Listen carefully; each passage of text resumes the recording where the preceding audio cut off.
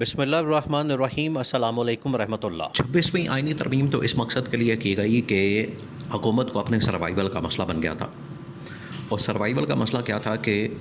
حکومت کو یہ پتہ لگ گیا تھا، حکومت کو یہ نظر آ گیا تھا کہ اگر منصور علی شاہ آ گیا،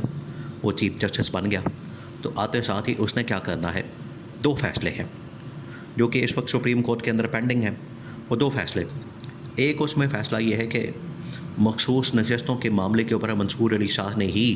فیصلہ دیا تھا، جو کہ پی ٹی آئی اور عمران خان کے حق میں تھا، کہ پی ٹی آئی اور عمران خان کو مخصوص نشستیں دی جائیں، ان کے کوٹے کے مطابق ان کو نشستیں ان کے حوالے کی جائیں، جو ان کی نشستیں بنتی ہیں وہ ان کو لوٹائی جائیں، ان کو دی جائیں، اور اس کے اوپر کوئی آپ نے بہانہ نہیں مارنا، آپ نے اس کے اوپر کوئی دو نمبری نہیں کرنی، آپ نے اس کے اوپر کوئی ڈیلے نہیں کرنا، اور ہر صورت میں اس فیصلے کے اوپر عمل درآمد کرنا ہے۔ ایک تو یہ معاملہ تھا منصور علی شاہ کا، اور منصور علی شاہ جب یہ فیصلہ منصور علی شاہ کی جانب سے دیا گیا تو منصور علی شاہ حکومت کی نظروں میں اسی وقت ہی گر گئے تھے، زیرو ہو گئے تھے، اور حکومت کو پتہ لگ گیا تھا کہ منصور علی شاہ کس قسم کے، کس مائنڈ سیٹ کے، کس اپروچ کے آدمی ہیں۔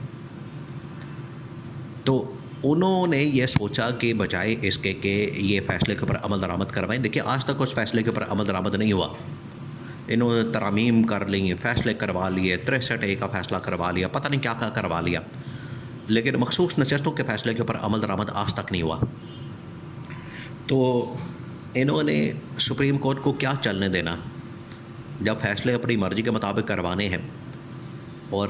جس کے اوپر عمل درآمد کروانا ہے، جس کے اوپر مرضی ہے نہیں کروانا، یہ تو ان کے اوپر ڈپینڈ کرتا ہے۔ لیکن ان کو یہ نظر آ گیا تھا کہ منصور علی شاہ آتے ساتھ ہی آ کے جو پہلا کیس اٹھائے گا مخصوص نشستوں کا،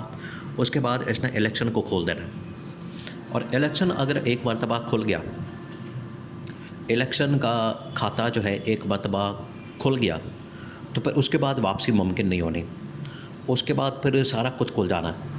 کیونکہ اس میں دیکھیں وہ آپ نے کمشنر راولپنڈی علاقہ چٹا کا بیان ذہن میں رکھنا، اس کی پریس کانفرنس ذہن میں رکھنی ہے۔ اس نے کہا تھا کہ دو شخصیات اس کے پیچھے ہیں، الیکشن کی دھاندلی کے پیچھے، ایک ہے چیف جسٹس اور دوسرا ہے الیکشن کمیشن آف پاکستان یا چیف الیکشن کمشنر۔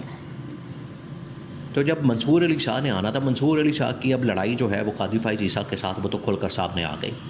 منصور علی شاہ نے تو جاتے جاتے بڑا کھڑا کر دیا، اس نے تو ایک قسم کی جو خط لکھا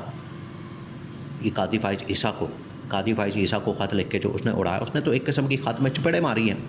خط کے اندر تو اس نے بتا دیا ہے کہ آپ کی کرتوت اور آپ کے کالے کارنامے اور آپ کی جو حرکتیں ہیں اس کی وجہ سے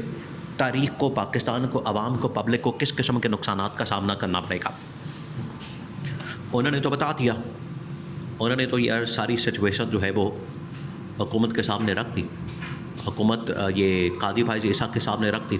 کہ قاضی فائز عیسیٰ تم کس قسم کی لیگیسی چھوڑ کے جا رہے ہو،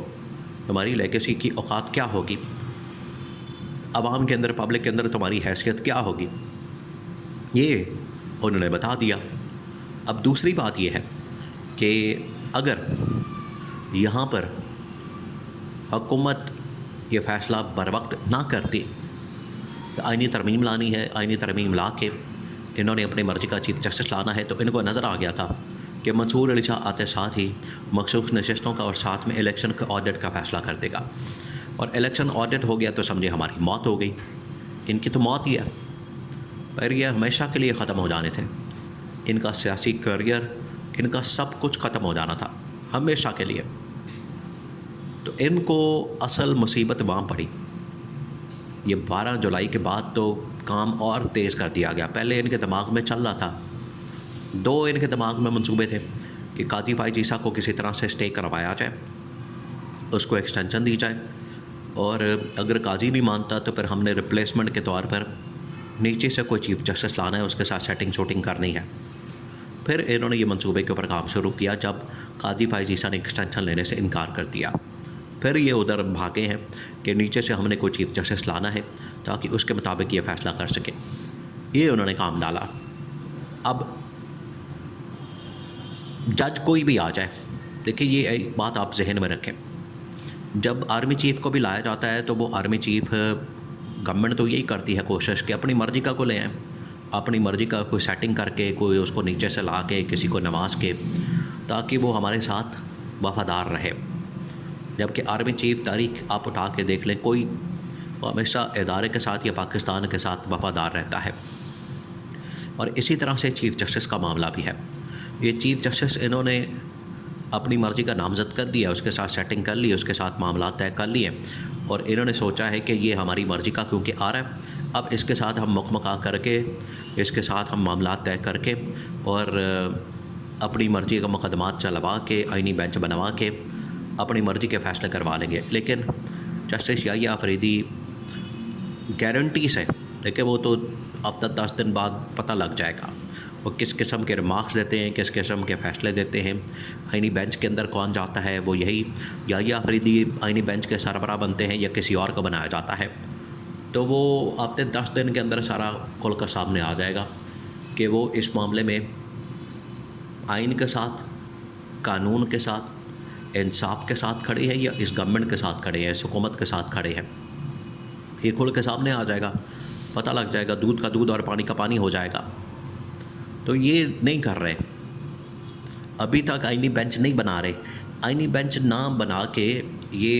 चेक कर रहे हैं, मूड चेक कर रहे हैं। लेकिन जस्टिस याहिया अफरीदी ने, हो ही नहीं सकता, जस्टिस याहिया अफरीदी मखसूस नशिस्तों के मामले के ऊपर अमल दरामद ना करवाए, ये हो ही नहीं सकता। पहले वो करवाएगा इस फ़ैसले के ऊपर अमल दरामद, फिर वो जाएगा इलेक्शन की तरफ कि इलेक्शन का खाता खोलें, इलेक्शन का पूरा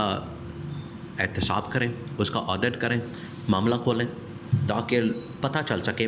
कि हकीकत क्या है। तो याहिया अफरीदी तो नहीं छोड़ेगा। अगर ये कोई समझता है कि